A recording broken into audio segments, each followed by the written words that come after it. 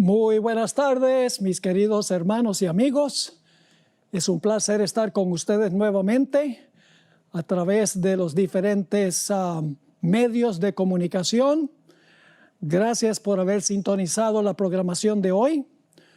Hoy tenemos un estudio supremamente importante que básicamente es una continuación del tema de ayer. Nuestro tema de hoy lleva como título La crisis que nos espera. Antes de comenzar, queremos tener una oración y luego después de eso vamos a repasar lo de ayer en preparación para material nuevo. Oremos. Padre Celestial, gracias te damos nuevamente por el privilegio de abrir tu santo libro. Abre mentes y corazones también por medio de tu Espíritu Santo. Quita cualquier obstáculo del corazón que pueda impedir que aceptemos tu mensaje. Gracias te damos por escuchar esta oración. Te lo imploramos en el nombre precioso de Cristo nuestro Salvador. Amén. Bien, vamos a repasar brevemente lo que estudiamos en el tema de ayer. Primero estudiamos 6 principios importantes que nos guían en nuestro estudio en el tema de hoy y el tema de ayer. En primer lugar, el estudio de Mateo 24 es supremamente importante. En segundo lugar, Mateo 24 tiene un doble cumplimiento. Se cumplen los eventos que llevan a la destrucción de Jerusalén y luego en los eventos que llevan a la destrucción final del mundo. En tercer lugar, hay que comparar los 3 evangelios que tienen este sermón de Jesús: Mateo, Marcos y Lucas, porque algunos evangelios tienen detalles que no tienen otros. Punto número 4 es que este sermón lo predicó Jesús especialmente para bien de los que profesan seguirle, no para los mundanos, sino para sus profesos seguidores, para que no sean engañados ni se rindan ante la persecución. En quinto lugar, los eventos de Mateo 24 están en orden cronológico. Es decir, empieza en el versículo 5 y los eventos ocurren exactamente en el orden en que van a ocurrir al final de la historia. Y finalmente, el principio número 6 es que el conflicto de los siglos, el libro de Ellen White, el conflicto de los siglos, sigue el mismo orden que Mateo el capítulo 24. Luego voy a repasar los puntos básicos que estudiamos ayer.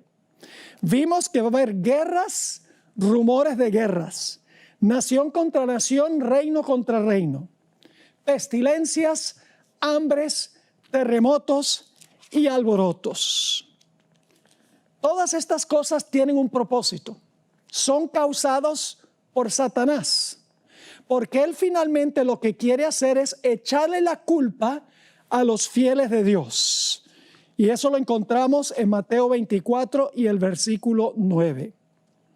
Cuando venga esa persecución contra los fieles de Dios que están proclamando la verdad, y se les está echando la culpa a los fieles de Dios por lo que está pasando en el mundo, los fieles tendrán que comparecer ante reyes y gobernantes. Nos dimos cuenta también que durante ese tiempo los peores enemigos del pueblo de Dios serán amigos, familiares y parientes, créanlo o no.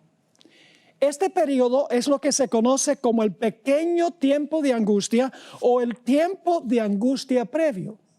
Vimos que cuando venga este conflicto, cuando venga esta persecución, muchos que parecen ser fieles van a apostatar de la fe, van a tropezar, va a haber un zarandeo entre el pueblo de Dios. Se van a levantar también falsos líderes religiosos. Se llaman falsos profetas, falsos pastores, que le van a decir a la gente que los que están causando los males en la sociedad son aquellos que son fieles a Dios. Nos dimos cuenta que también va a multiplicarse la maldad, la transgresión de la ley entre los que profesan ser pueblo de Dios, los que tienen apariencia de piedad. Y nos dimos cuenta, sin embargo, que a pesar de la mundanalidad, a pesar de la persecución, a pesar de las falsas enseñanzas, va a haber un grupo que va a perseverar hasta el fin, y ese grupo será salvo. Y luego terminamos ayer en Mateo 24:14, donde habla de la proclamación del evangelio a todo el mundo, y entonces vendrá el fin. Y esto está hablando del mensaje del primer ángel que va a toda nación, tribu, lengua y pueblo, llevando el evangelio. Y luego, después de eso, se ve a Cristo viniendo en una nube en Apocalipsis, el capítulo 14 y el versículo 15. Así que vamos ahora a entrar en terreno nuevo, en terreno especial que vamos a estudiar el día de hoy. Vamos a Mateo, el capítulo 24 y el versículo 15 y 16. Todo lo que hemos dicho ocurre mientras que la puerta de la oportunidad está abierta. Es decir, la puerta de la gracia no se ha cerrado todavía en todos los eventos que yo he repasado el día de hoy y que trazamos el día de ayer. Pero ahora llegamos a la gran prueba final. Se conoce como la abominación asoladora. Vamos a leer Mateo 24, 15 y 16. Por tanto, cuando veáis, dice Jesús, en el lugar santo, la abominación asoladora, de la cual habló el profeta Daniel, el que lee entienda, entonces los que estén en Judea huyan. Es decir, cuando vean la abominación desoladora o asoladora, es el tiempo de huir. Ahora, Lucas lo expresa de una forma distinta. Lucas 21 y el versículo 20 y 21 nos dice, pero cuando viereis a Jerusalén rodeada de ejércitos, sabed entonces que su destrucción ha llegado. Es decir, la abominación asoladora tiene que ver con los ejércitos, las legiones romanas que circundaron la ciudad de Jerusalén. Así que dice, pero cuando viereis a Jerusalén rodeada de ejércitos, sabed entonces que su destrucción ha llegado. Entonces los que estén en Judea, aquí está lo mismo que leímos en Mateo 24, huyan a los montes, y los que estén en medio de ella váyanse, y los que estén en los campos no entren en ella. Ahora, ¿qué fue esa abominación asoladora? ¿Qué tenían los ejércitos romanos que era la señal para los cristianos, los fieles que estaban en la ciudad? Elena White, en El conflicto de los siglos, página 25, explicó un poco más lo que fue la señal. No solamente fue que la ciudad fue circundada por los ejércitos o las legiones romanas. Hubo algo más.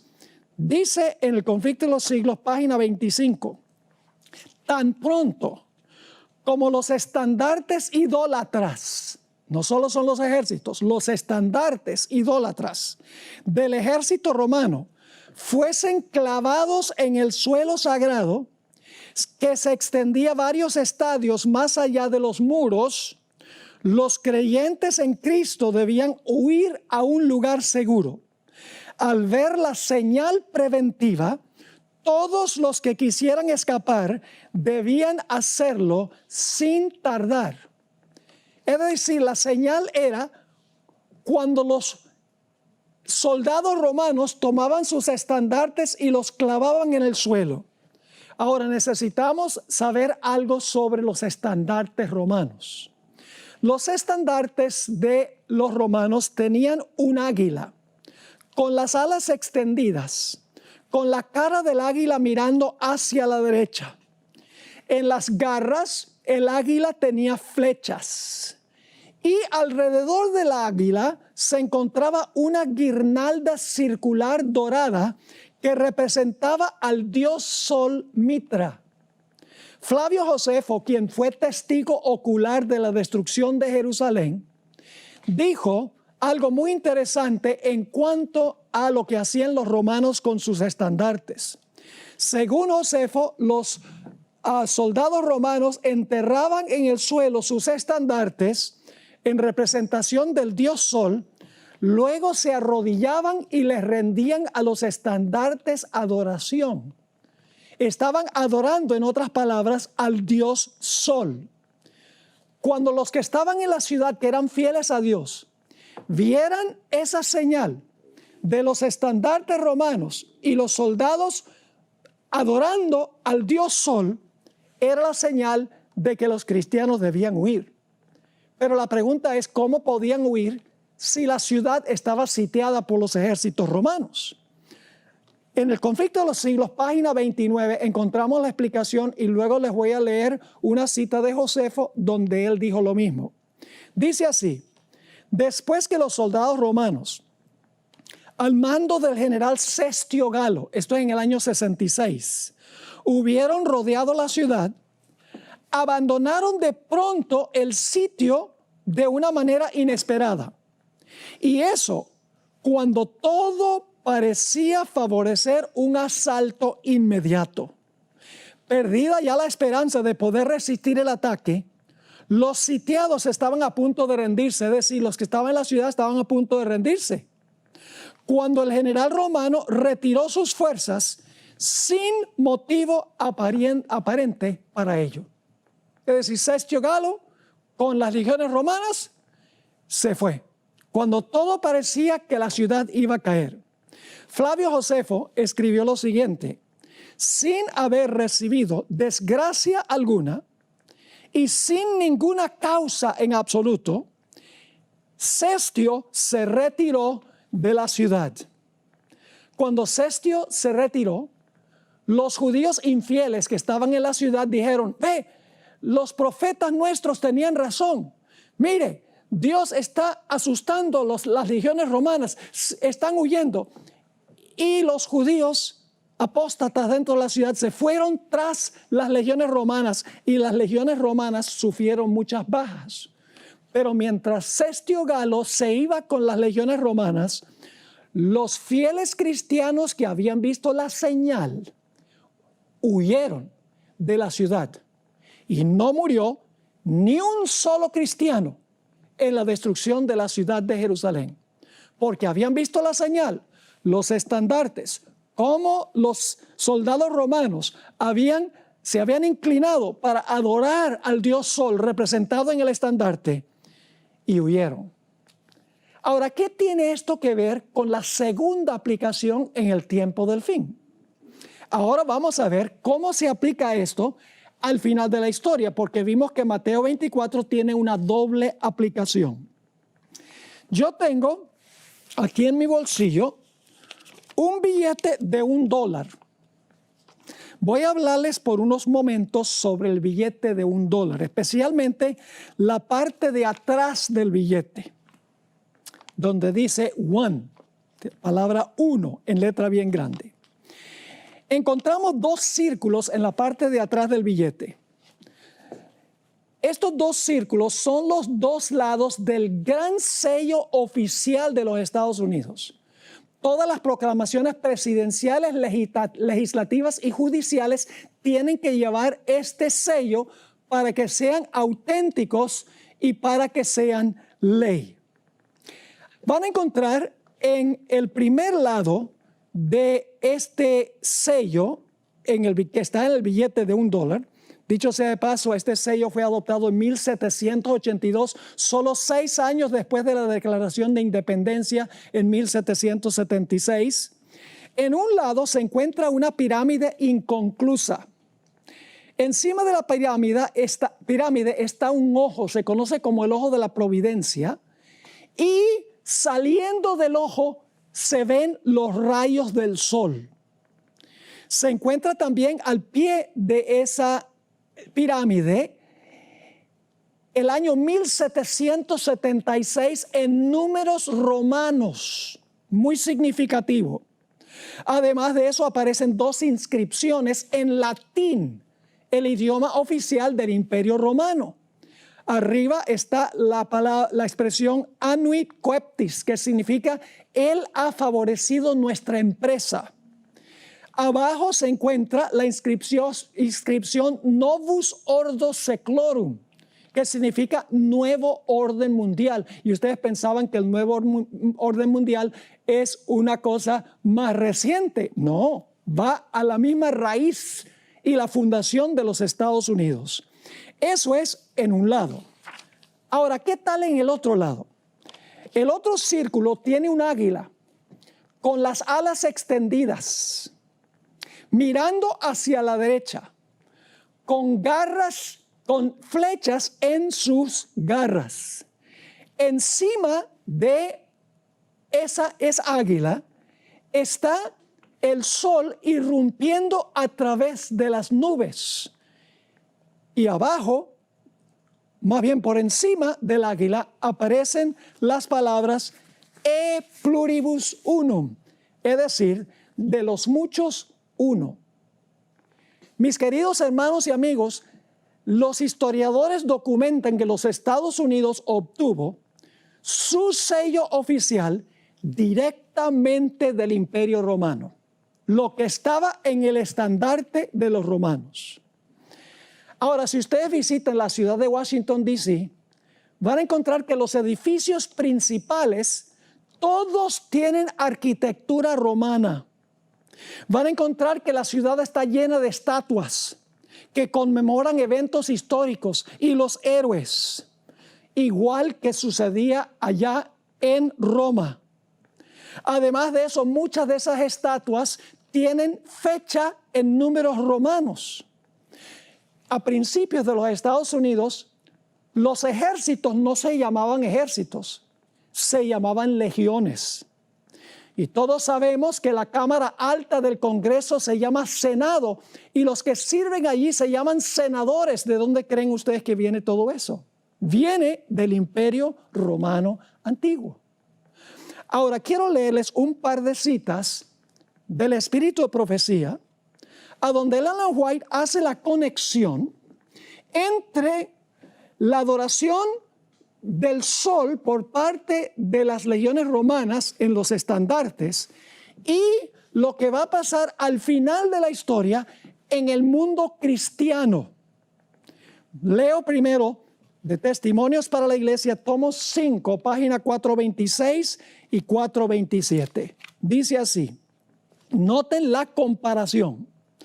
Por el decreto que imponga la institución del papado en violación a la ley de Dios, esa es una ley dominical, nuestra nación, dice ella, hablando de los Estados Unidos, se desvinculará completamente de la justicia. Cuando el protestantismo extienda la mano a través del abismo para asir la mano del poder romano, es decir, del papado, cuando se incline por encima del abismo para darse la mano con el espiritismo, cuando bajo la influencia de esta triple unión, nuestro país, está hablando de los Estados Unidos, repudie todo principio de su constitución como gobierno protestante y republicano y haga provisión para la propagación de las mentiras y seducciones papales, entonces sabremos que ha llegado el tiempo en que se verá la asombrosa obra de Satanás y que el fin está cerca. Ahora fíjense la conclusión de la cita. Así como el acercamiento de los ejércitos romanos fue para los discípulos una señal de la inminente destrucción de Jerusalén, esta apostasía, está hablando de la apostasía con respecto al domingo, esta apostasía podrá ser para nosotros una señal de que se llegó al límite de la tolerancia de Dios, de que nuestra nación, está hablando de los Estados Unidos, nuestra nación colmó la medida de su iniquidad y de que el ángel de la misericordia está por emprender el vuelo para nunca volver. Es decir, la abominación asoladora es la última señal antes de cerrarse la puerta de la gracia. Sigue diciendo, los hijos de Dios se verán entonces sumidos en aquellas escenas de aflicción y angustia de Jacob. En otra cita en el mismo libro, tomo 5 de los Testimonios, página 439, Ellen White escribió, no es ahora tiempo para que el pueblo de Dios fije sus afectos o se haga tesoros en el mundo. No está lejano el tiempo en que, como los primeros discípulos, seremos obligados a buscar refugio en lugares desolados y solitarios. Y ahora fíjense la comparación. Así como el sitio de Jerusalén por los ejércitos romanos fue la señal para que huyesen los cristianos de Judea, Asimismo, la asunción de poder por parte de nuestra nación, es decir, los Estados Unidos, con el decreto que imponga el día de descanso papal, será para nosotros una amonestación. Y luego viene la huida. Entonces será tiempo de abandonar las grandes ciudades y prepararnos para abandonar las menores en busca de hogares retraídos en lugares apartados entre las montañas. Todavía no se ha levantado en los Estados Unidos esta señal, pero la pandemia ha llevado a ministros protestantes y a sacerdotes católicos a abogar por una ley dominical para darle un descanso al medio ambiente y resolver el problema del cambio climático, para darle descanso a la familia, a los pobres y a los trabajadores. Tengo montones de artículos escritos en revistas y también escritos en libros donde están abogando por un día de descanso para bien del medio ambiente, la familia, los pobres y los trabajadores. Inclusive, el Papa Francisco ha abogado en favor de una ley dominical también por estas causas. Un ministro protestante, les doy un ejemplo, predicó un sermón titulado ¿Por qué Dios nos quitó el domingo? Porque aquí las iglesias no se pueden reunir por el asunto de la pandemia. Es decir, este pastor dice, Dios nos quitó el domingo, el derecho de ir a la iglesia el domingo, porque nosotros no hemos estado guardando el domingo como debe ser. Pero mis queridos amigos, la Biblia nos dice que las cosas van a ir de mal en peor. Eso lo estudiamos ayer. Y cuando ya el mundo se vea en un callejón sin salida, se va a establecer una ley dominical, porque se va a decir, estos desastres están viniendo porque no hemos guardado el santo día de reposo, el domingo, que no es santo, ni debe ser día de reposo. Es el primer día de la semana, un día de trabajo según la Biblia. Ahora, déjeme explicar. Hay miles de personas en todas las iglesias que aman al Señor y les sirven de todo corazón, que desconocen lo que yo estoy presentando acá. A nosotros nos incumbe saber esto, aun cuando nosotros digamos, no puede ser, esto no puede ser, si pertenecen a una iglesia a donde se observa el domingo. Yo sencillamente les digo lo que dijo Jesús a sus discípulos, se los he dicho antes, para que cuando venga, crean. Ahora, en la Biblia, la idolatría se identifica como la abominación. Noten, por ejemplo, Deuteronomio 7, 25 y 26. Deuteronomio 7, 25 y 26. Aquí Dios está hablando al pueblo de Israel. Las esculturas de sus dioses, es decir, de los paganos, quemarás en el fuego. No codiciarás plata ni oro de ellas para tomarlo para ti, para que no tropieces en ello. Pues es abominación a Jehová tu Dios. Los ídolos de los paganos eran abominación. Y no traerás cosa abominable a tu casa, para que no seas anatema. Del todo la aborrecerás y la abominarás, porque es anatema. Ahora escuchen bien. En la época de Constantino, en el siglo IV, la iglesia adoptó los objetos de culto de los paganos. Los paganos paganizaron a la iglesia, más bien que la iglesia cristianizara a los paganos. Entre ellos, entre los objetos que la iglesia adoptó de los paganos, está una estatua del dios Júpiter. Se encuentra hoy en la Basílica de San Pedro. La gente pasa por allí, yo creo que ahora no, porque ya se le está acabando el dedo gordo de un pie de tantos besos que le han dado, pero la gente venera esa estatua de Júpiter y dicen, ya no es de Júpiter, es del apóstol San Pedro. Ahora escuchen lo que voy a decir. La iglesia también adoptó el día domingo, el día del sol, como el día de descanso. No hay diferencia entre venerar los objetos de los paganos y venerar el día de los paganos. Por esto repetidas veces Elena White se refirió a la observancia del día del sol como idolatría o como una abominación. Ahora, alguien podría decir, pastor, no es lo mismo adorar al sol que adorar en el día del sol. Bueno, déjeme formularle algunas preguntas. Yo pregunto, ¿por qué hizo Dios el sol?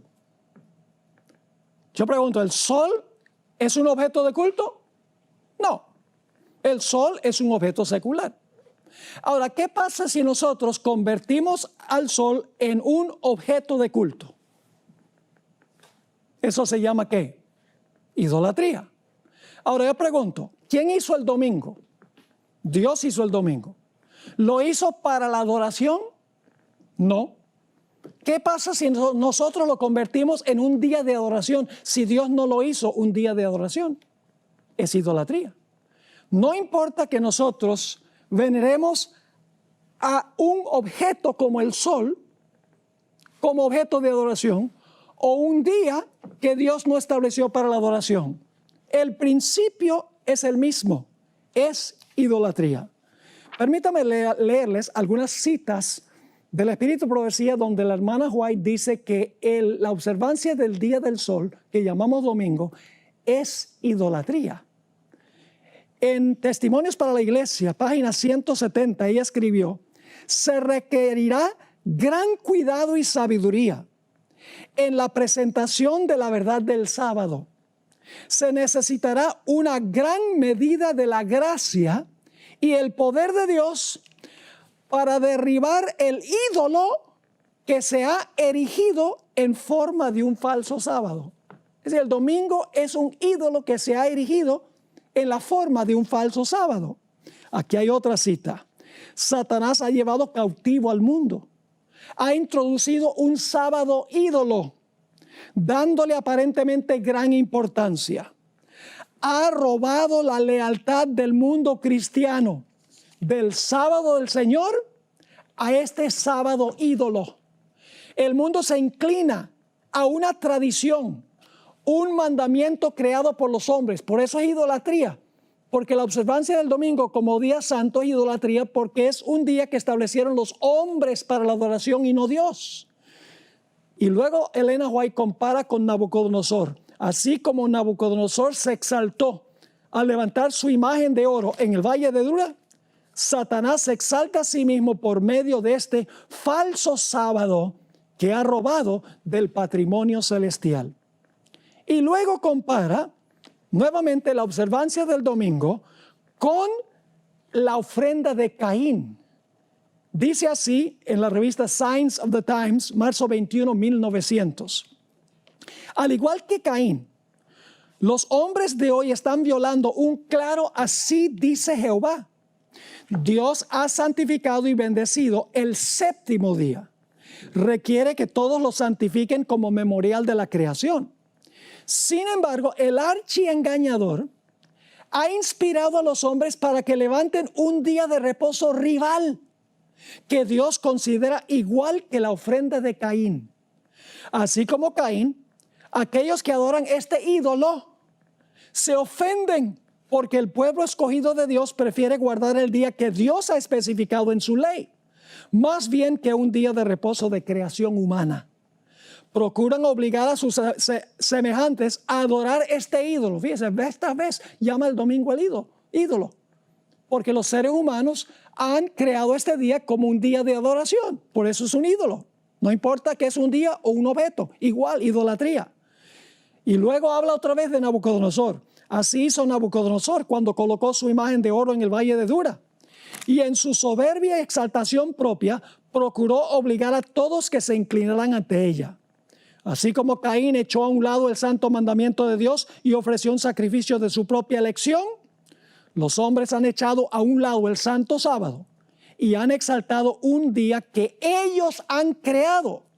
Y así como Caín se llenó de amargura contra Abel, ellos se llenan de amargura contra aquellos que por su observancia del sábado hacen ver mal la adoración de un día que carece de un mandato divino.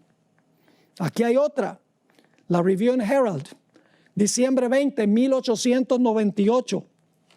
Escribió Elena White: Pero este día, tan universalmente exaltado, hablando del domingo, es un sábado espurio, un día común de trabajo. Sí, porque Dios dijo 6 días trabajarás y el séptimo es el día de reposo. Sigue escribiendo, se acepta en lugar del día que Dios bendijo y santificó. Pero el seguro resultado de este curso de acción se deja ver en el castigo que recayó sobre Nadab y Abiú, los hijos de Aarón.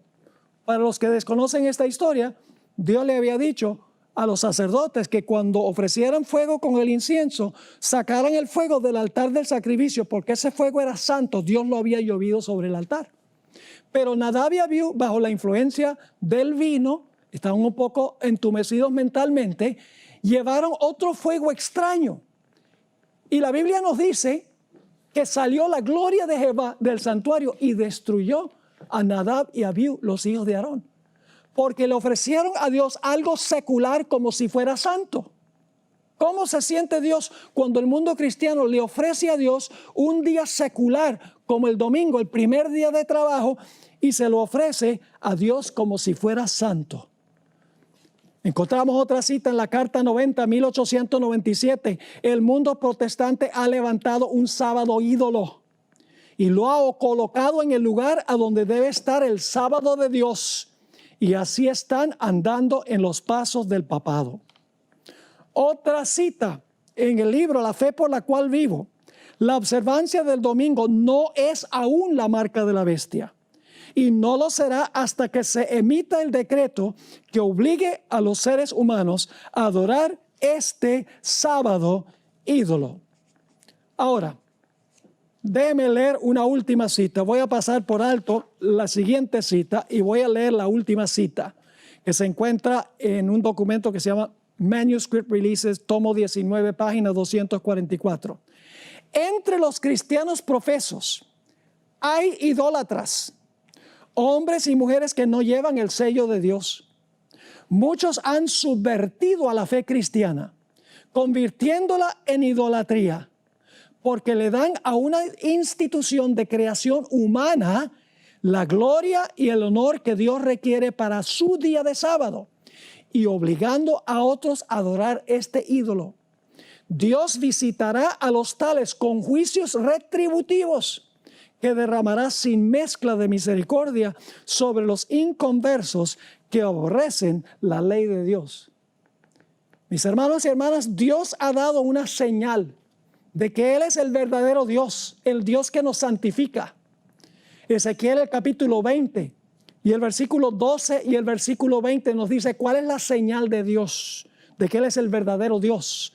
Dice en el versículo 12, aquí está hablando Dios, les di también mis sábados para que fuesen por señal entre mí y ellos, para que supiesen que yo soy Jehová que los santifico.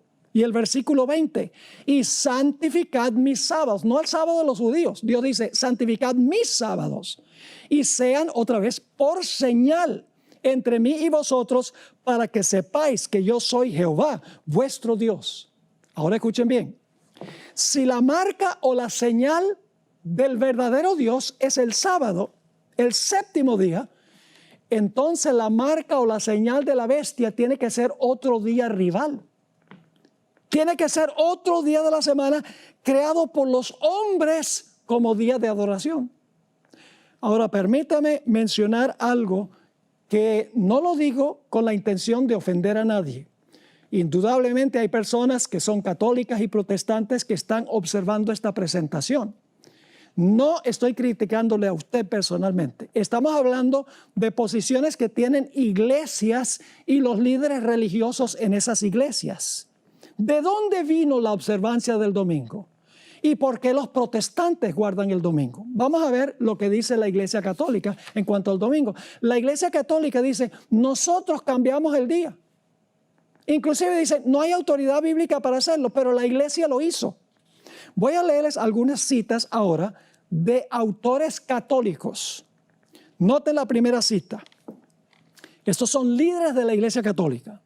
Fue por la autoridad de Jesucristo que la Iglesia Católica transfirió este reposo al domingo para conmemorar la resurrección de nuestro Señor.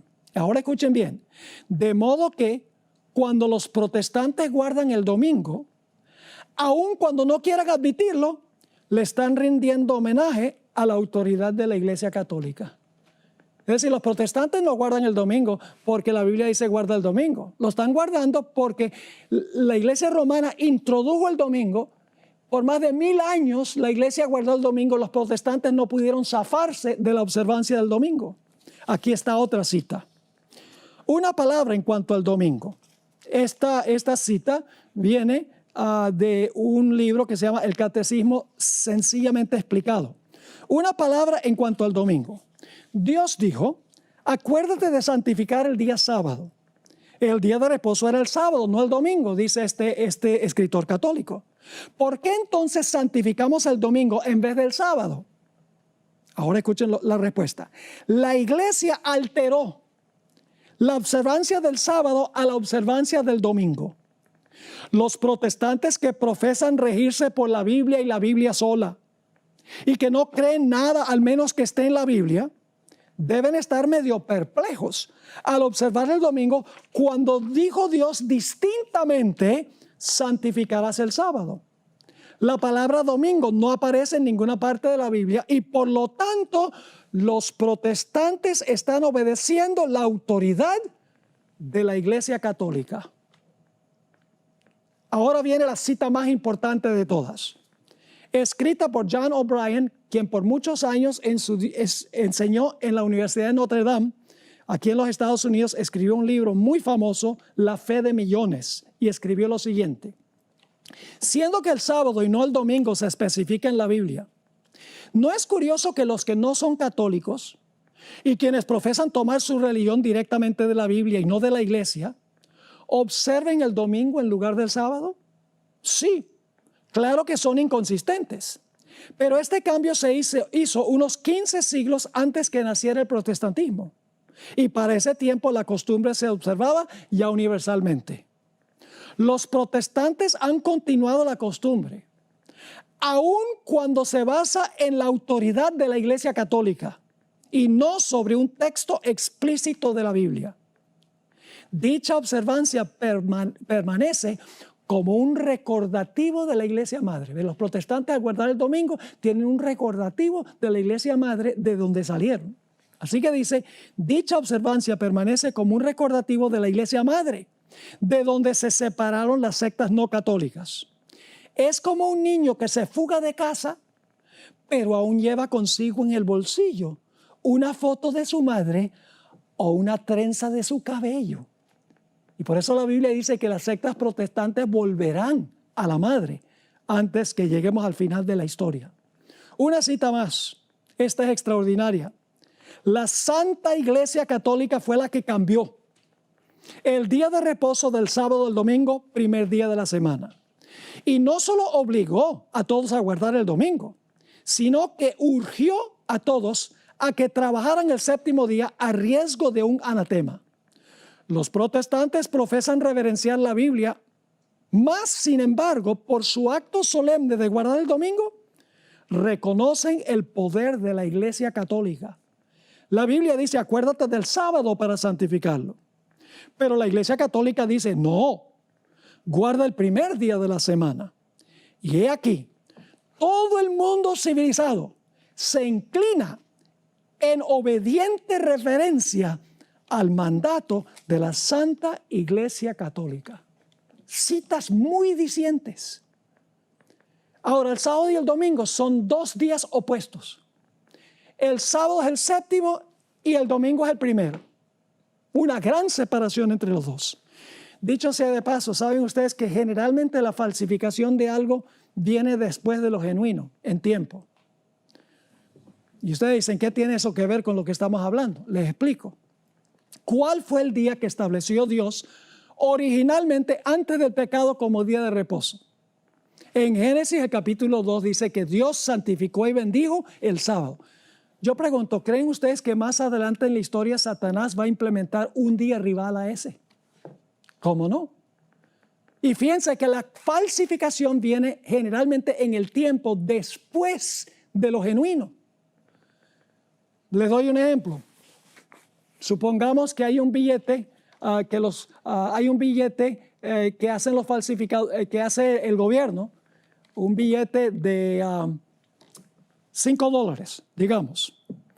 ¿Qué hacen los falsificadores? Bueno, los falsificadores, ellos hacen un billete muy parecido de $5 para tratar de engañar a la gente para que crean que es genuino. El falso viene después del genuino. Pero no sucede que los falsificadores dicen, hagamos un billete falso de $1,000 y que el gobierno diga, hagamos uno genuino. No, porque la falsificación viene después de lo genuino. Y la Biblia dice que el día original de Dios es el santo sábado. El conflicto final es más profundo que un conflicto sobre días. En realidad, es una prueba de qué autoridad una persona acepta. Si yo guardo el sábado, estoy confesando que obedezco la autoridad de Dios, quien estableció el sábado. Si observo el domingo, estoy diciendo que acepto la autoridad del sistema que dice haber establecido el domingo como día de reposo. Detrás de los días está, ¿cuál autoridad acepto yo? ¿La del Creador y su sábado o la del papado y el domingo? Día establecido por los seres humanos. Así que la abominación asoladora, al final de la historia, es cuando se imponga el día del sol, que será la gran prueba final para el mundo.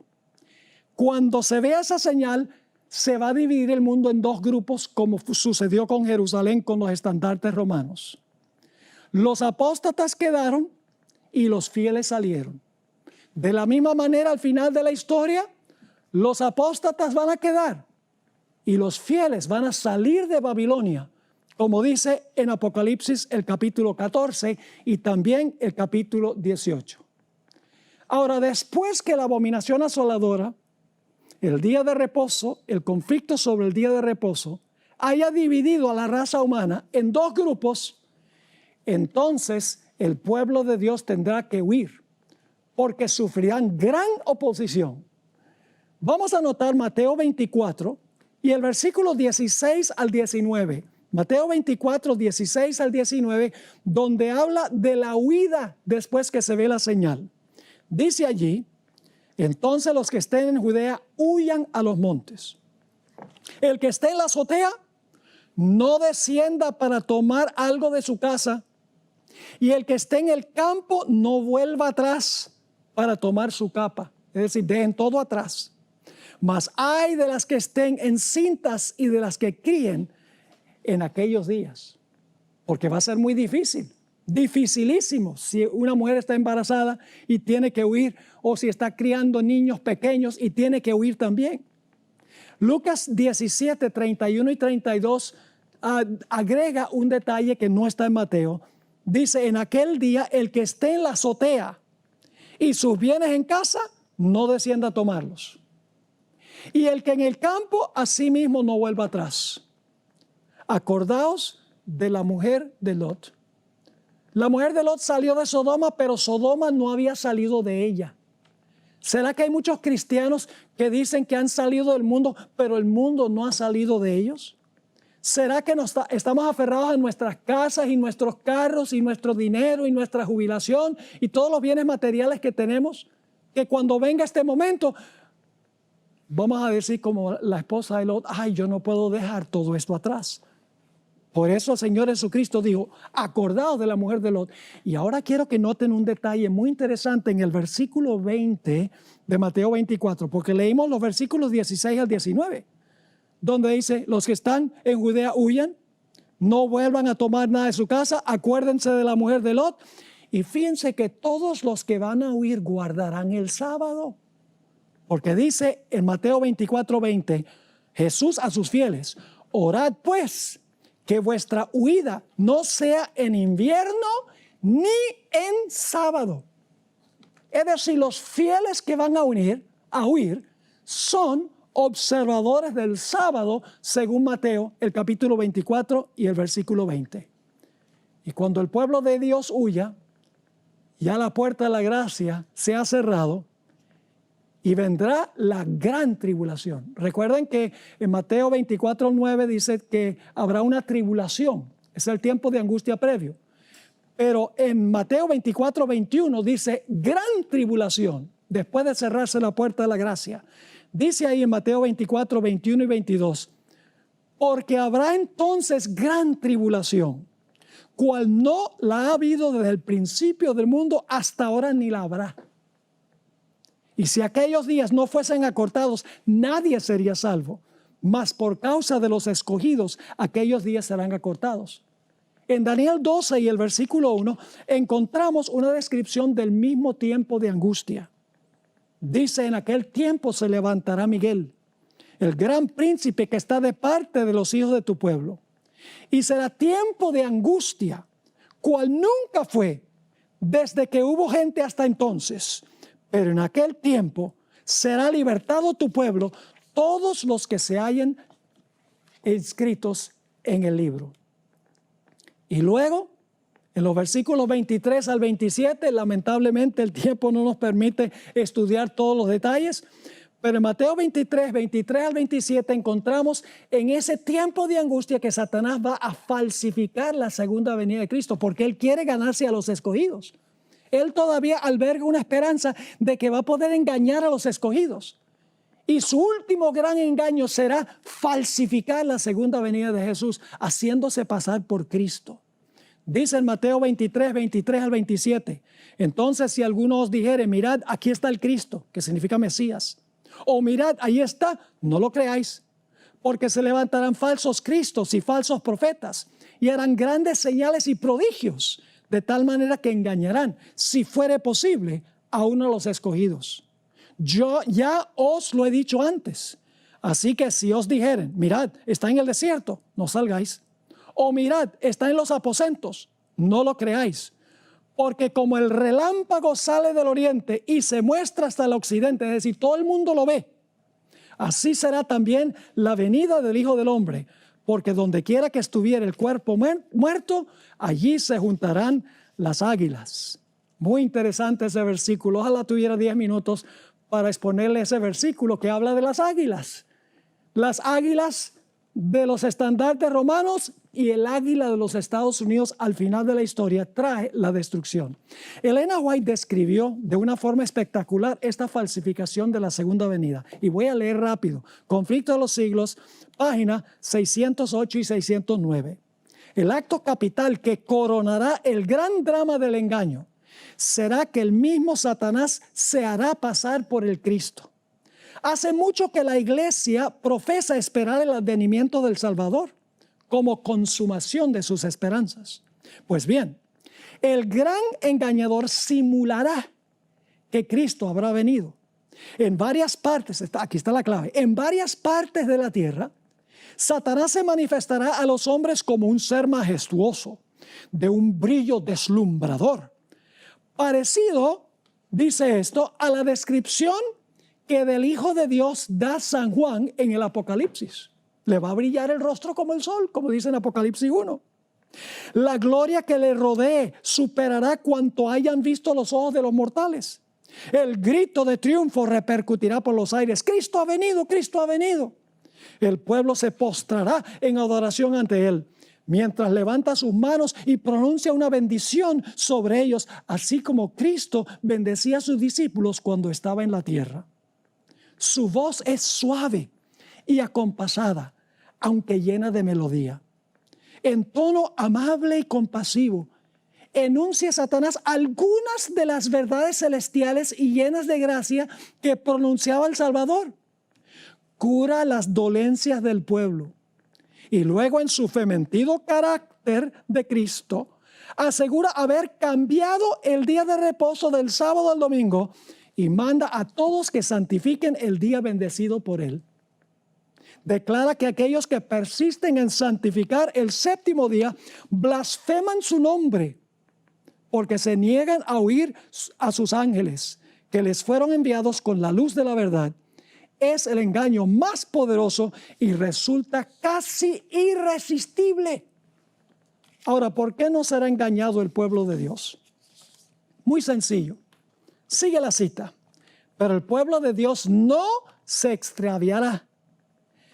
Primero, las enseñanzas del falso Cristo no están de acuerdo con las Sagradas Escrituras. La Biblia dice sábado, Satanás va a decir domingo. Es decir, tenemos que atenernos por lo que dice la Biblia, no por lo que dicen los ojos y los oídos y las emociones, solo lo que dice la palabra de Dios. Sigue la cita. Las enseñanzas del falso Cristo no están de acuerdo con las Sagradas Escrituras.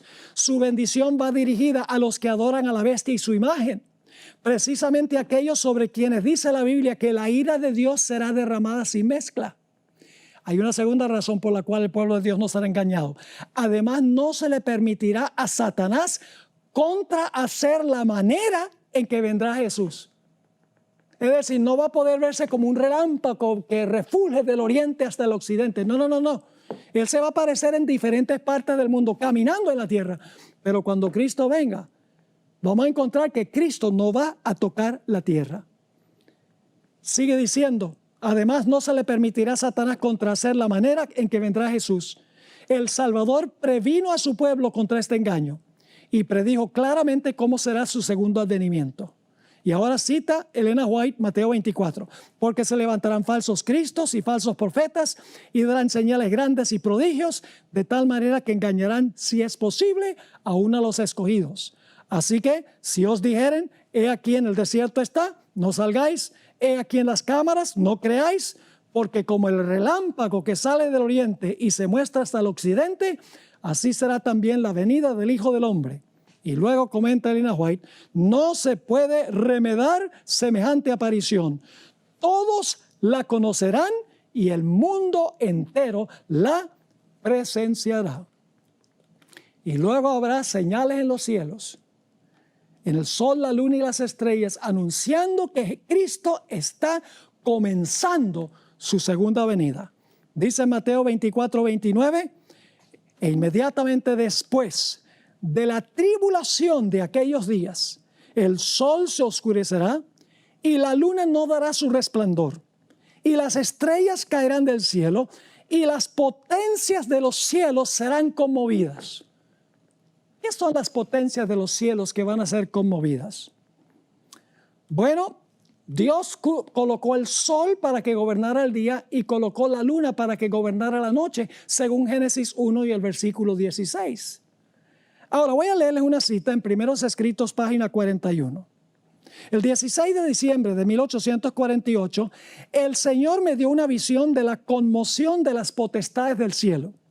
Vi que cuando el Señor dijo cielo, al anunciar las señales indicadas por Mateo, Marcos y Lucas, quería decir el cielo. Y cuando dijo tierra, se refería a la tierra. Ahora ella explica, las potestades del cielo son el sol, la luna y las estrellas. Gobiernan en los cielos. Eso dice, Dios creó el sol para gobernar en el día y la luna para gobernar en la noche. Gobiernan en los cielos. Las potestades terrenas son las que gobiernan en la tierra, es decir, los magistrados, los gobernantes. Ahora fíjense cuándo van a ser estas señales.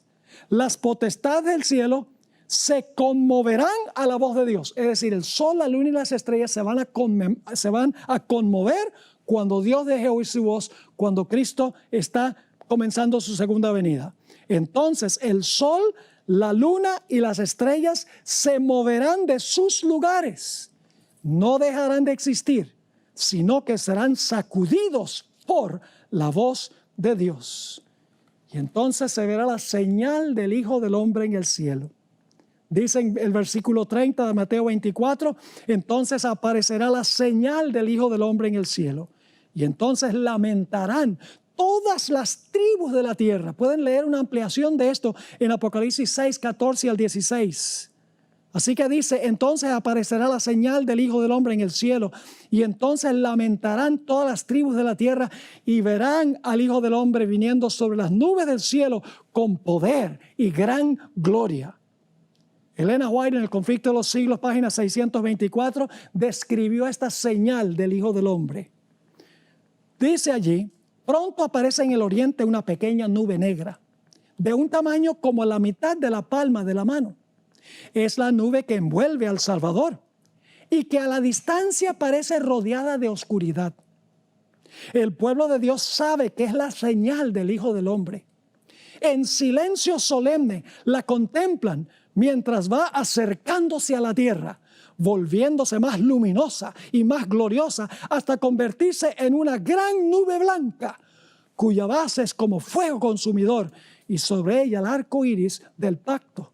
Jesús marcha al frente como un gran conquistador. Así que empieza una nubecilla pequeña en el cielo, en el oriente, que se va acercando y se torna una nube blanca, que en realidad son los ángeles que acompañan a Jesús. Y luego Jesús va a mandar a los ángeles para que recojan a los fieles. Para, en primer lugar, la resurrección de los justos, para unirse con los santos que están vivos, para luego entonces ser arrebatados en las nubes al cielo. Dice en Mateo 24:31. Y enviará a sus ángeles. Noten que Jesús no llega a la tierra a buscar a sus escogidos. No. Él va a estar en el cielo. Dice, enviará a sus ángeles con gran voz de trompeta y juntarán a sus escogidos de los cuatro vientos, es decir, de los cuatro ángulos de la tierra, de todo el globo, desde un extremo del cielo hasta el otro. Primera de Tesalonicenses 4:15 al 17 describe este momento glorioso, el clímax de Mateo 24. Dice allí, por lo cual os decimos esto en palabra del Señor, que nosotros que vivimos, que habremos quedado hasta la venida del Señor, no precederemos a los que durmieron. Porque el Señor mismo con voz de mando, con voz de arcángel y con trompeta de Dios descenderá del cielo. Y los muertos en Cristo resucitarán primero. Luego nosotros los que vivimos, los que hayamos quedado, es decir, va a haber dos grupos, los que mueren y van a resucitar y los que están vivos hasta que Jesús venga. Dice, luego nosotros los que vivimos, los que hayamos quedado, seremos arrebatados juntamente con ellos en las nubes para recibir al Señor en el aire y así estaremos siempre con el Señor. Noten que Jesús no toca la tierra. Dice, seremos arrebatados con ellos en las nubes para encontrarnos con el Señor en el aire. Por eso los fieles no serán engañados por la falsificación de la segunda venida de Cristo. Así que la pregunta clave es, ¿en cuál grupo vas a estar tú? ¿Estás dispuesto, estás dispuesta de entregarlo todo para ser fiel a Jesús? Para decir, cuando veas a Jesús, la señal del Hijo del Hombre, he aquí, este es nuestro Dios, le hemos esperado y Él nos salvará. ¿O vas a estar entre ese grupo que va a clamar que las rocas caigan sobre ellos y se van a esconder en las cuevas de la tierra para no ver el rostro de Jesús? Yo oro a Dios que hagas la elección correcta en este asunto.